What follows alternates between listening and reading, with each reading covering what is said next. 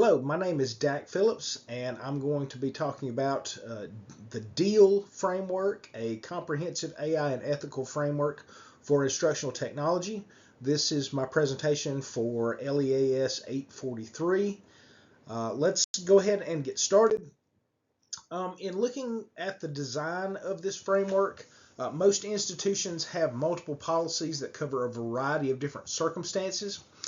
Institutions need a comprehensive policy framework that covers a lot of newer technologies today, as well as some existing ones like AI, copyright, privacy. All three of those components are really important, but with academic freedom concerns, faculty needs some leeway regarding policies.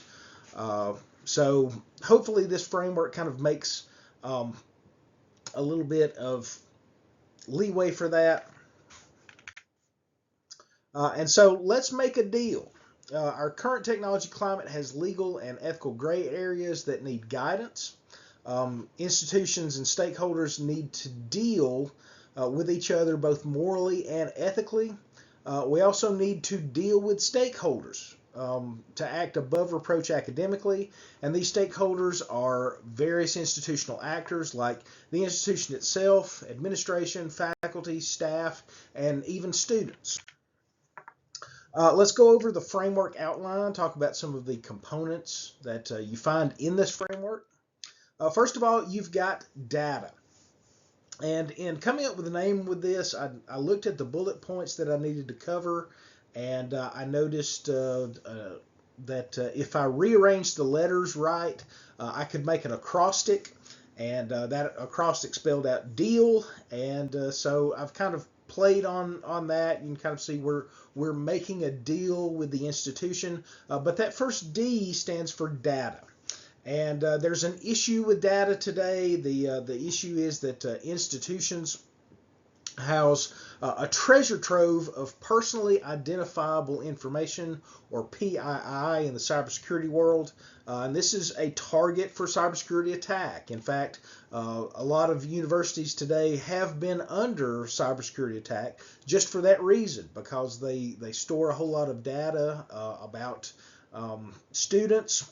Most of them are 18, 19. They're just rife for attacking via multiple avenues, just for financial reasons, to get a hold of their credit records, things like that. So that's the issue. There's privacy issues involved, there's security issues involved, and some of the solutions to that.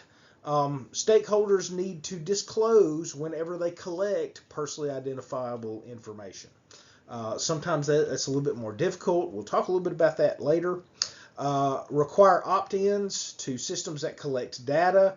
Some systems, they require you to opt out. Opt-in is the better way to do this. Of course, there are some voluntary concerns there. Not a lot of people like opting in to have their data on file somewhere. So that can raise some issues that we'll talk about a little bit later too. Third-party audits of encryption, storage, and best practices for data at rest are good ways to act here. And then we also want to minimize and anonymize data collected and stored to the extent possible. Some other things to look at with data is that software and storage contracts with software companies need data protections. They also need to comply with local laws and regulations.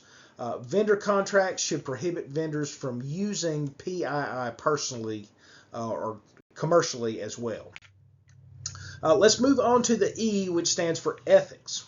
The issue here is that faculty expect students to abide by academic integrity.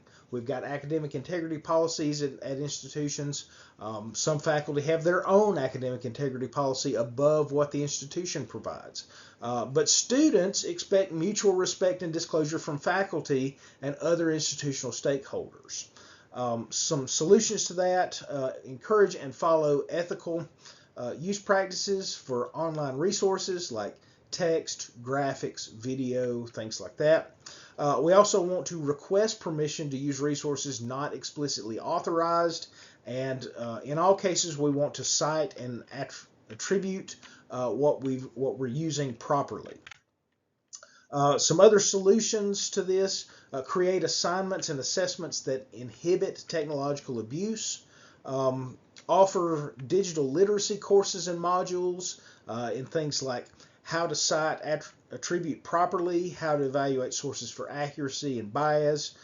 Policy development and software evaluations should be inclusive and integrate diverse perspectives. Let's move on and talk about AI. AI is a big topic today, and AI itself is a technology that's introduced educationally disruptive change regarding privacy, security, IP, and academic honesty. Some solutions to this is specify allowed and forbidden use cases of generative AI, paraphrasing or summarizing tools, and other digital aids. We want to give examples of acceptable and unacceptable AI practices, and also show how to properly acknowledge and cite those formats when AI is used in the classroom. Some other solutions: we want to disclose whenever AI is used for course material creation. This is by the faculty for academic research, assignments and assessments, and even with grading. And we want to periodically review any AI grading that's done for things like bias and equity issues. We want to maintain a list of approved AI products, do due diligence reviews for new AI products, and we want to periodically review AI tools and policies, and institutions can kick that to a committee or some kind of body that's established either ad hoc for that, or use existing committees and bodies that exist within the institution. Finally, we want to talk a little bit about defining ownership and property rights policies for AI-generated materials. This is murky ground right now. There's a lot of countries that say, AI-generated products and art and text and things like that can't have copyright protection, can't have patent protection. Some of those legal protections are not applicable in the United States, and I believe in some countries abroad as well. I think the UK has done some things where they said AI products are not eligible for those things. So we need to look at that, especially where there's a combination of some human components as well as some AI components. Moving on, the last letter is legal, L for legal, and institutional compliance with federal, state, and local governmental laws, regulations, and standards is a necessity for this. There's issues with that. Some solutions: in the United States, FERPA compliance is mandatory for student grades, for records, for personally identifiable information that touches students, and it's better if the institution and administration provides periodic professional development on FERPA. I know at my institution I have to do this yearly. We also need refresher courses on data sharing and retention rules as well. We need training on copyright law and fair use. We want to use institutionally licensed resources as much as possible. We want to obtain usage permissions for outside resources. We want training regarding instructional design materials. We want to encourage faculty to adopt and use OER, open educational resources. And open educational resources often come with Creative Commons licensing. And so, we want to go over those kind of creative licenses through professional development, BY, NA, 0, all of those different license types. We want professional development that covers that, and the terms that govern those different licenses as well. We want regular academic and IT policy revision to make sure that we're keeping current, and audits to ensure compliance with instructional tech and resources. So let's talk a little bit about some of the benefits that this framework provides. Um, I asked Grok to take the text of my policy and go over it and just tell me what its assessment was, and it gave me a whole list of benefits. It said that if you implement these changes within your institution, it will enhance data security and privacy. It'll comply with regulatory statutes. It'll promote stakeholder trust, manage data efficiently, foster academic integrity, encourage responsible use of technology, promote equity and inclusivity, and professional integrity as well. Additionally, it'll balance AI incorporation, provide oversight and transparency, provide defenses while allowing for innovation, proactively manage risk, promote compliance and with federal regulations, make cost-effective use of resources, empower instructors, and allow for evolution with digital trends. I really liked this quote that Grok gave me.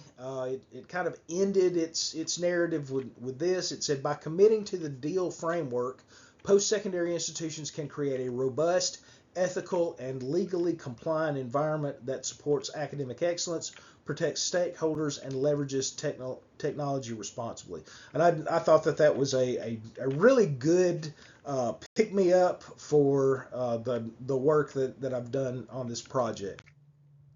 But then I turned around and I kind of opened myself up. I said, Grok, can you identify any weaknesses with this, any drawbacks? And it had a laundry list, unfortunately. So very quickly it said that implementing this framework will demand a lot of resources that the institution may not have.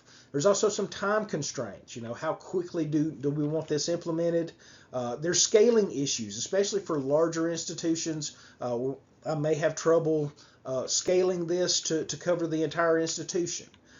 There's not a whole lot of student participation in this, and so they're one stakeholder that may have a minimal component that needs to be more prioritized. You have resistance by instructors. Instructors are reticent to change a lot of times. Staff are underrepresented, and sometimes they make up the bulk of the work that's going to have to be done. The IT department has a lot of heavy lifting in this, and they don't have a whole lot of say. There's uncertainties regarding AI governance, and there's an evolving AI landscape.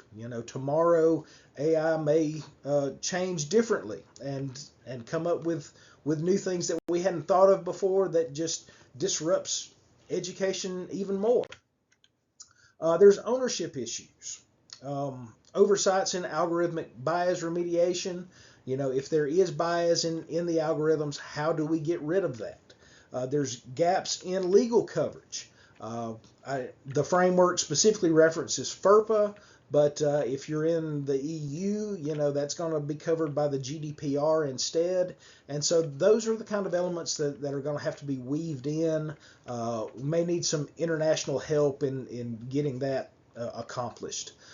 Fair use is a complicated topic, and it requires oftentimes a case-by-case analysis to determine whether or not the use is fair. Vendor compliance, there's no enforcement and monitoring, so even if we ask vendors to do things, they may or may not, they may sign a contract and then not follow through, and so that's something that we need to keep track of. Compliance is overemphasized. There may be some other things that need to be emphasized instead, like implementation and things like that. Culture and context of the institution matter, and so this framework may not fit all institutions. I mentioned before, opt-ins may not be feasible, especially for large institutions, so that could be a concern. We may have to go to the opt-out route on those things. Anonymization techniques can be challenging, so that's something that could come up. Sometimes there's more proactive measures that's involved with cybersecurity risks. There's unclear success metrics. Those need to be fleshed out in the future. Feedback collection is ill-defined. We have to start generating data in order to assess whether or not we're successful. Tool authorization can be cumbersome. It prevents the adoption of novel technology, especially in fields like AI, where things are changing every day. And there's also financial barriers for technology and digital literacy requirements, which may pose a challenge to some institutions. You know, a lot of institutions may not be able to get the grant money to fund this. Students also may not be able to get the technology that they need in order to interact. So that's what I've got. If you have any questions or comments, feel free to email me and let me know what you think. Thank you for listening to my TED Talk today. I really enjoyed this presentation and this project as well. And as for my references, ChatGPT did the heavy lifting on most of the bullet points, but then, like I mentioned towards the end, I had Grok go over the text. After I had kind of taken ChatGPT's output and massaged it a little bit, Grok provided some constructive criticism for me. All of the clip art that you saw in this presentation was from Canva, and those things don't require attribution technically, but they were provided by Canva. Thank you for your attention today.